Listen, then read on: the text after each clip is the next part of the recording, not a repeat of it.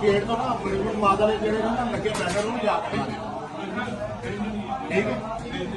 ਆਓ ਕਿਤੇ ਨਾ ਨਹੀਂ ਚਲੋ ਆ ਮੈਂ ਤੁਹਾਡੇ ਨਾਲ ਚੱਲਣਾ ਉਹ ਵੀ ਲੁਹਾਣੇ ਉਹ ਵੀ ਲੁਹਾਣੇ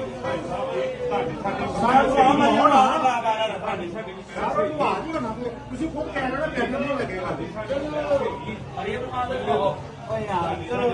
ਛੱਡ ਦਿਓ ਅਸੀਂ